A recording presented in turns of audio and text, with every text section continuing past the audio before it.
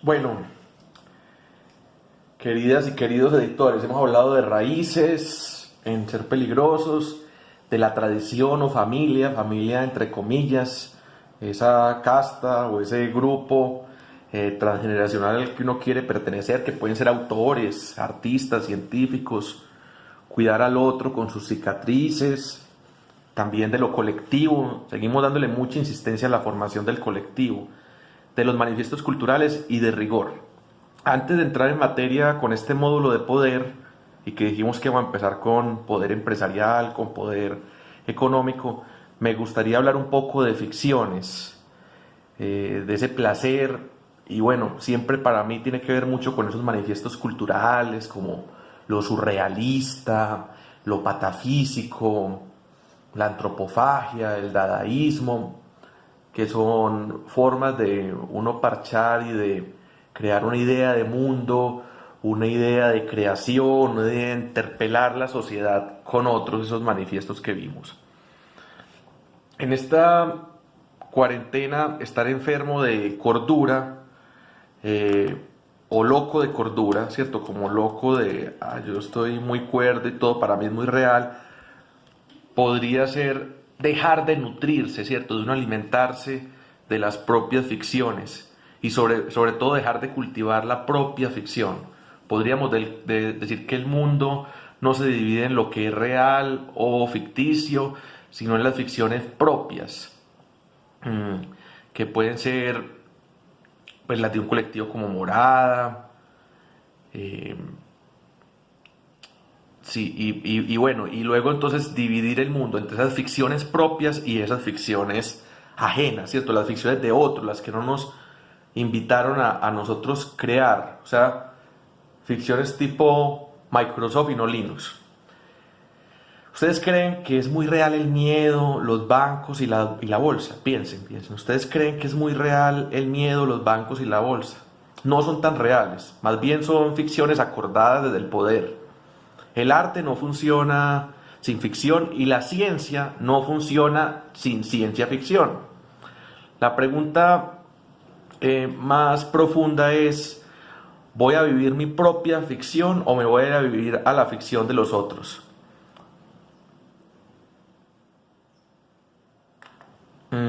A veces se nos olvida lo que la información y la comunicación de otros puede alcanzar a manipularnos.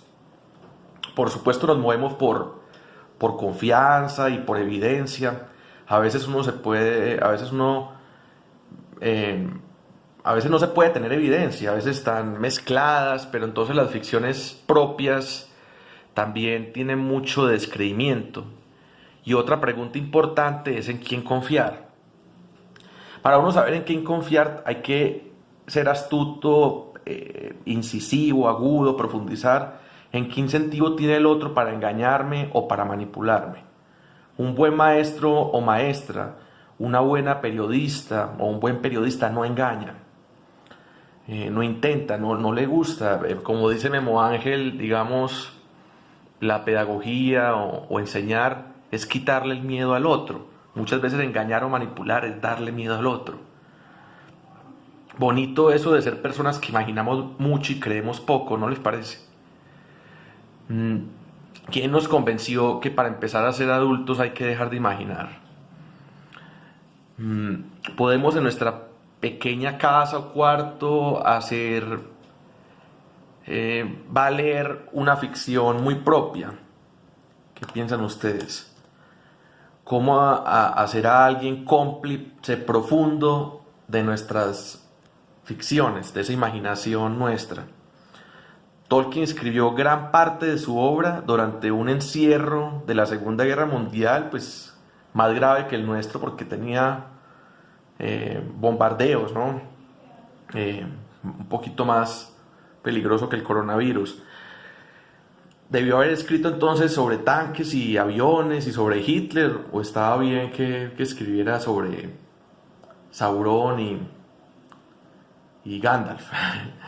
eh, Ficciones para imaginar, crear y nuevas complicidades. Entonces el reto para esta cuarentena es escoja una de estas dos cosas.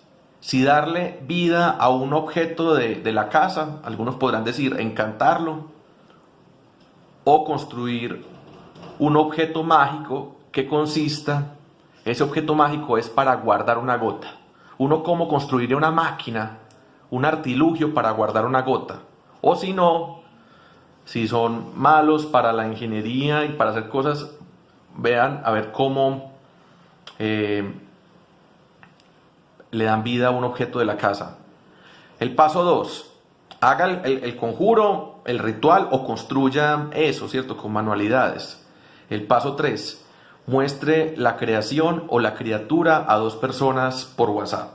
Antes de empezar, queridos y queridas, a hablar del poder económico o el empresarial, quería hablarles de las 3 estrellas para mí, para motivarles esa búsqueda de las 3 estrellitas para meter en el bolsillo. Esta es la más personal y es una estrella de rigor, y es mi papá. Mi papá fue empresario, empezó él solito con una máquina tipográfica, de esas para imprimir con tinta cuando no había electricidad, y alcanzó a tener una empresa de 200 personas. Y él era un duro para hacer inventarios y para almacenar. Era como un muy buen bodeguero. Él, aunque no aprendí demasiado de eso, me enseñó a hacer inventarios y trabajaba muy duro. Me mostró con el ejemplo que él abría de primero y cerraba de último. Me quedó mucho lo del archivo. Algunas cosas no se me terminaron de pegar, como desarmar y armar cosas con las manos.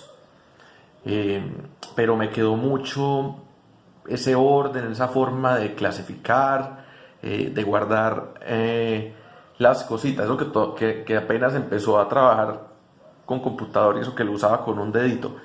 Mi estrella de placer es Alicia Vargas. Ella me enseñó que hacer una empresa y un equipo de trabajo era hacer un círculo de amor. Ella decía, a partir de este momento en mi vida, me dijo una vez, solo círculos de amor.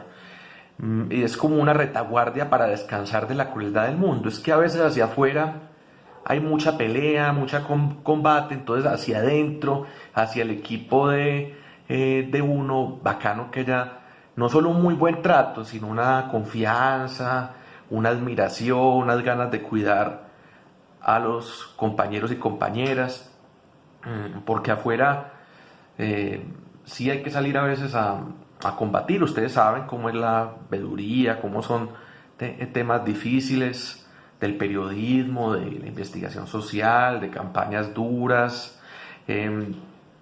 Y ella, Alicia Vargas, era campeona de judo y también fue la directora del INDER. ¿Saben lo que es el INDER?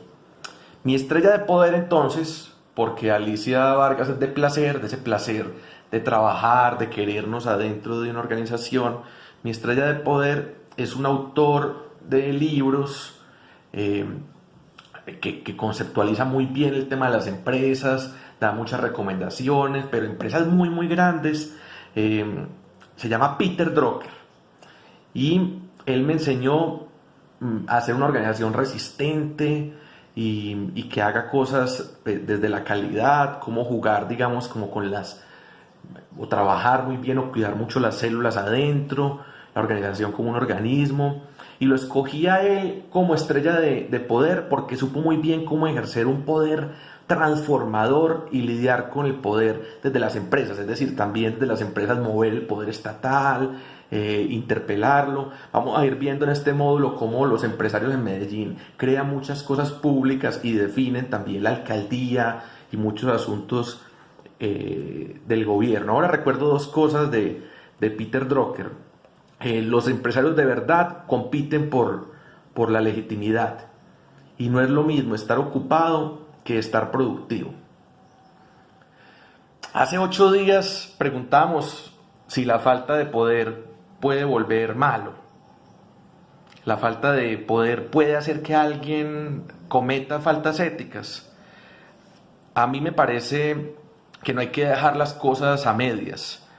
no dejarse coger cortico, ni estar en una situación donde lo puedan chantajear a uno. ¿Ustedes qué piensan? ¿Con quién habría que negociar, por ejemplo, para gobernar a Medellín? Todo el mundo habla del poder económico, pero el poder económico puede ser aburrido si es solo consumo, indigesta, ¿cierto? Cuando hablamos del poder económico, queridos y queridas editores, hablamos de la empresa y suena como aburrido, suena como un mundo lejano, un poco injusto, pero bueno, tenemos empresas de mucho tamaño, tenemos empresas desde las más pequeñas. ¿Cuál sería esa empresa más pequeña que se les ocurre a ustedes? ¿Cómo se podría medir? Y empresas muy solidarias o solidarias, pero también empresas que son ya muy codiciosas o que tienen problemas de ambición. Pero la empresa puede ser divertida. La palabra empresa, pienso yo, puede haber gustos de decir yo no quiero montar empresa o yo no quiero trabajar en empresa, pero igual es algo que siempre va a estar alrededor de nosotros.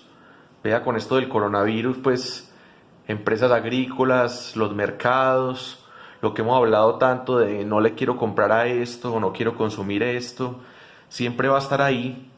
El pintor o el grafitero con las latas de aerosol, pues eso lo hace una empresa.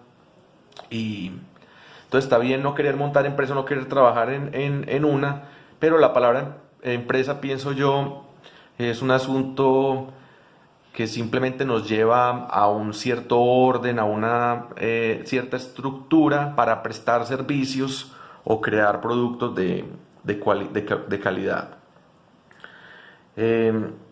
Nos puede pasar a todos que cuando uno piensa en crear una empresa o un negocito, piensa en ganarse la vida, en sobrevivir. ¿Por qué no nacemos con la vida ganada? ¿Ustedes qué piensan? ¿Por qué no nacemos con la vida ganada? Lo que pasa es que luego de sobrevivir o de ganarse la vida, se puede hacer algo con la vida. Y la vida, ustedes saben, es mucho más. Es curiosidad, es afecto y es creación. Pessoa, que es un poeta que les recomiendo mucho, y otra posible estrella, decía que lo importante no es vivir, sino que lo importante es crear, como toda la vida puesta en esa creación. Eso pues puede llevar a un tipo de artista un poquito sufriente, pero él saca la frase de unos marineros que decían lo importante no es vivir, lo importante es navegar. Los marineros como en ese mundo griego. Pero una parte bonita de la vida, una clave, una gran estrategia del oficio de vivir es trabajar en lo que a uno le gusta mucho, que le paguen por lo que uno pagaría por hacer.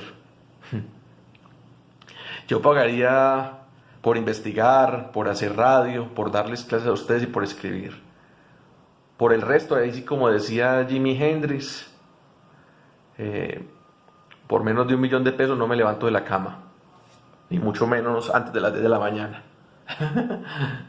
Entonces una empresa también para explorar, para crear y para expresar y para hacerlos con lo que uno disfruta, para hacer eso con los que uno disfruta haciendo cosas, ¿no? Es muy bacano también uno poder elegir con quién juntarse, la libertad y el placer de juntarse. Trabajar con las personas que uno admira. Yo admiro mucho a mis compañeras. ¿Qué es pelle de las empresas para ustedes? ¿Qué poder les da miedo de las empresas? El empleador se puede volver injusto con los empleados también. Casi siempre resulta en una cosa fea eso de mandar. el tema de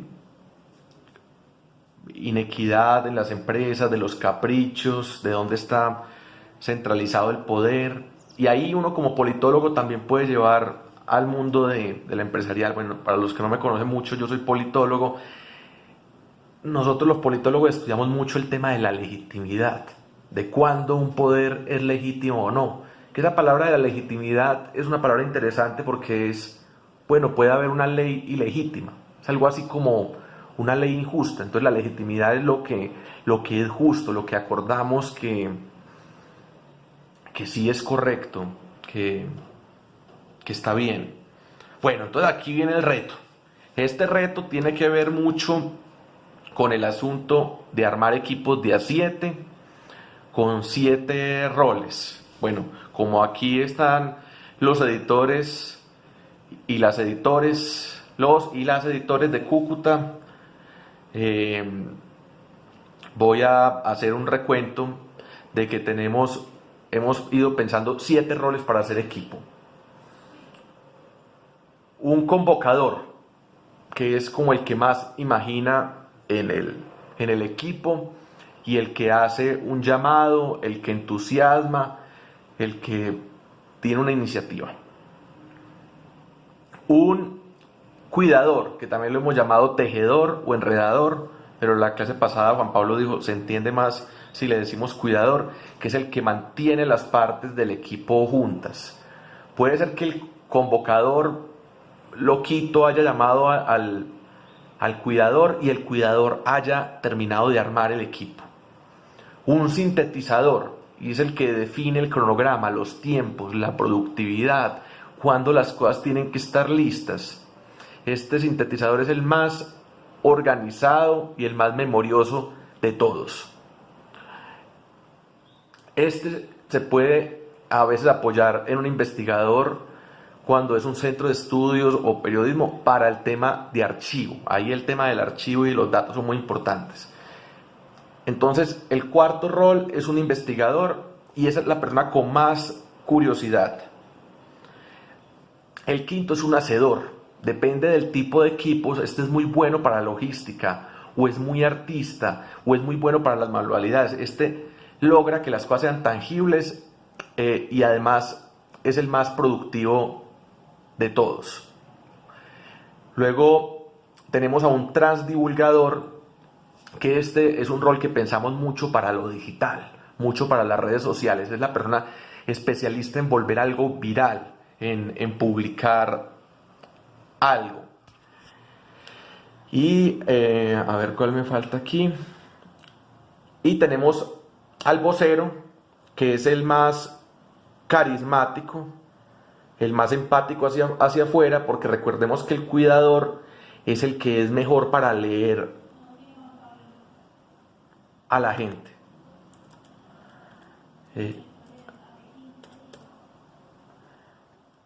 Entonces, ahí tenemos estos 7 roles. Perdónenme ahí la pausa que estaba aprovechando para corregir algo aquí en el texto. Entonces, el reto 2 es que entrevisten por teléfono a algún tendero y averigüen qué injusticia se podría haber cometido con él.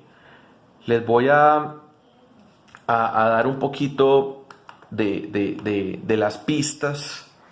Bueno, hay que armar el equipo de 7. Esto tiene que ser en equipo de 7 y ahí sí nos tenemos que poner organizados para decir, este es el convocador, este es el vocero, etcétera, etcétera, cada uno de los 7 roles, y este equipo se va a llamar así o tiene el nombre de un tendero o de un barrio. Pero necesitamos saber, digamos, qué problema ha tenido el tendero con otra empresa, con el miedo, con la violencia, las extorsiones. O necesitamos saber qué problema ha tenido con el Estado, con espacio público. Entonces, luego de tener este tendero, la entrevista telefónica con el tendero les tiene que llevar también para formular una denuncia periodística. Y luego hacer un plan sobre cómo reducir, cómo resolver esa esa injusticia. Entonces, el convocador encuentra los números de los tenderos. De pronto hay que tener varias opciones, ¿no? El cuidador genera el equipo de 7 con él ahí adentro. El investigador hace las guías, el formato de las preguntas. El sintetizador hace un cronograma por días. El vocero hace la primera llamada o empieza las entrevistas y ese contacto inicial, porque pues a veces no está la persona disponible o no contesta. El hacedor, con toda esta denuncia, con toda esta entrevista, hace un dibujo, un podcast o una canción. Puede que le pida también una foto al tendero. Y el transdivulgador publica. Todos hacen preguntas y todos escriben.